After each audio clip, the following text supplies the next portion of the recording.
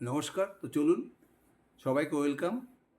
জিনাসিকো life কারের Q1 FY 27 result চলে এসছে। তো চলুন দেখে নিই আমরা রেজাল্টটা। তো এই কোয়ার্টারে Q1 FY 27 লেটেস্ট কোয়ার্টারে এটা টোটাল রেভিনিউ কত করেছে? মোটামুটি 224 কোটি টাকা। মার্কেটের মোটামুটি এস্টিমেট ছিল 226 কোটি টাকার মতো রেভিনিউ করবে। মানে যা মোটামুটি ছিল মার্কেটের এস্টিমেট সেই অনুযায়ী রেজাল্ট করেছে। আর যদি গত বছর Q1 করে দেখেন তাহলে Q1 সেল থেকে যেটা কত ছিল 174 কোটি টাকা।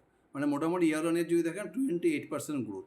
আর প্রিভিয়াস কোয়ার্টারে দেখেন Q4 FY 26 এদের টোটাল সেল কত ছিল 215 কোটি টাকা। মানে যদি আপনি কোয়ার্টার টু কোয়ার্টার হিসাব করেন Q4 FY 26 Q1 FY 27 এখানে কিন্তু মোটামুটি 4% গ্রোথ। মানে ইয়ার অন ইয়ার 20% গ্রোথ করেছে, আর কোয়ার্টার টু কোয়ার্টার 4% গ্রোথ করেছে। আর যদি আদার ইনকাম দেখেন, আদার ইনকাম মোটামুটি 14 কোটি টাকার মতো করেছে। এই জন্য এই বছরে যদি টোটাল রেভিনিউকে দেখছে 238 কোটি টাকা। কিন্তু আমাদের দেখতে হবে রেভিনিউ ফ্রম অপারেশন, মানে বিজনেস করে কত টাকা করেছে। বিজনেস করে সেল করেছে 224 কোটি টাকা, আর গত বছর ছিল কত 174 কোটি টাকা, মানে 28% সেলস করেছে। যদি এক্সপেন্স দেখেন এই কোয়ার্টারে এদের Q1 FY 27 টোটাল এক্সপেন্স হচ্ছে 151 কোটি টাকা, যেটা গত বছরটা কত ছিল 106 কোটি টাকা। মানে এক্সপেন্সে প্রায় 40% উপরে গ্রোথ। সেলস গ্রোথ করেছে 28%, কিন্তু এক্সপেন্সেতে 40% গ্রোথ হয়েছে। তার কারণটা কি? কারণ হচ্ছে ওরা দেখুন এবার এমপ্লয়ি বেনিফিটটা বাড়িয়ে দিয়েছে।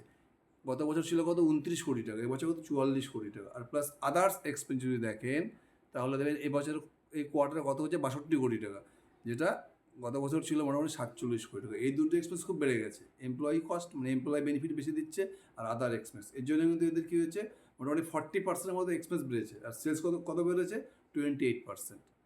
এদের প্রফিট দেখেন, প্রফিট বিফোর ট্যাক্স মানে অপারেটিং প্রফিট দেখুন এই কোয়ার্টারে কত করেছে 87 ক্রোর, আর গত বছর কত ছিল 68 ক্রোর। মানে এখানে মোটামুটি 28% মতো প্রফিট গ্রোথ করেছে। এই যে প্রফিট আপনার ট্যাক্স দেখেন প্যাট, তাহলে এই কোয়ার্টারে কত করেছে 65 ক্রোর। মার্কেটের আইডিয়া ছিল মোটামুটি 57 থেকে 98 কোটি টাকা প্যাট করবে।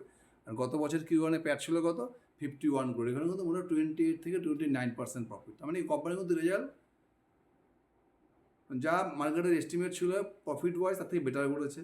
আর সেলস রেভিনিউতে মার্কেটের যে এস্টিমেট ছিল মোটামুটি তাই করেছে, 226 কোটি টাকা 224 কোটি টাকা করেছে। তো রেজাল্ট মোটামুটি কিন্তু কোম্পানির যে গাইডেন্স রয়েছে মোটামুটি 20 থেকে 25% গ্রোথ করবে। মানে FY 27 টার্গেট রয়েছে মোটামুটি 1000 কোটি টাকার মতো রেভিনিউ করবে। সেই গাইডেন্স ওয়াইজ কিন্তু কোম্পানি পারফর্ম করেছে। এখন দেখা যাক মার্কেট স্টকটাকে কীরকম রিওয়ার্ড করে। Thank you.